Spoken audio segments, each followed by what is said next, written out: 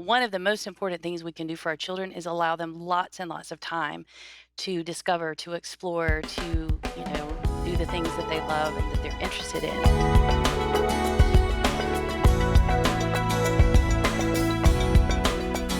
You've got 11 kids. How have you been able to nurture each of their individual gifts and abilities and talents that God's given them to really succeed in whatever avenue the Lord has set before them? Well, one thing I try to do is to pay attention. What are their gifts? What are their bents? What are their interests? What do they like? And treat those things as important.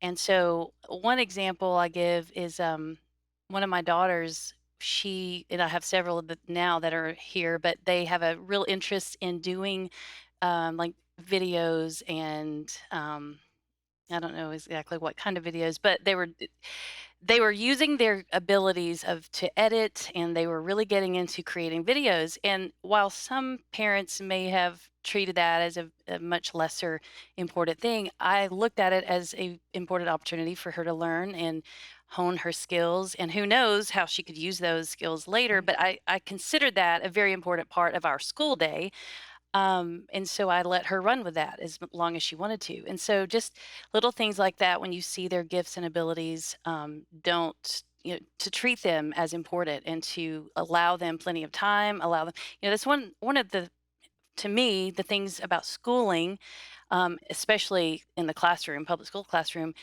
it actually does get in the way, I think, of the education because it takes up so much time. And I think Right. one of the most important things we can do for our children is allow them lots and lots of time to discover, to explore, to, do the things that they love and that they're interested in. And if they don't have the time, then those things don't get to be developed as, as well.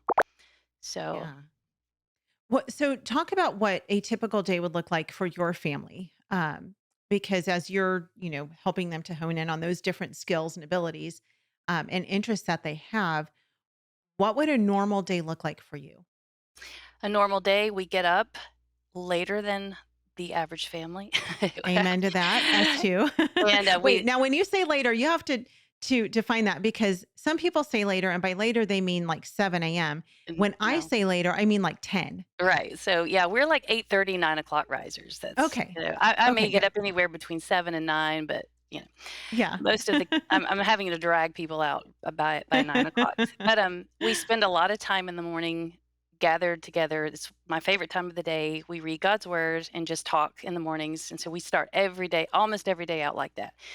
Right. And then we break up to do chores. They've had breakfast at some point between getting up and morning time, and then each child does have their academic time, but our academic time is very short. And when I say that, several hours for the older ones, maybe an hour or two for the younger ones. We Most of our curriculum is what they call living books. I don't do a lot of textbooks. So whether it's history or science, I try to find books that are, either historical, autobiographies or things like that, Right. that will come alive more to them and not be as stale. Each one has his own math book, individual, that they'll do that. So I do make them do schoolwork, but I Sure. do not let textbooks um, become a master. So we have Mhm. a saying: we don't become a slave to our textbooks; they are just tools that we use. Yeah. And because of that, I don't feel enslaved to the timeline. I don't feel like, well, if we have to finish this book by this day, we just keep going because, as I said, education is a continual process. And so Right. that's kind of what it looks like. So if something comes up that I feel like is better or more important, I don't have trouble letting them either do their books later or Yeah. make it up some the next day. So we just Yeah.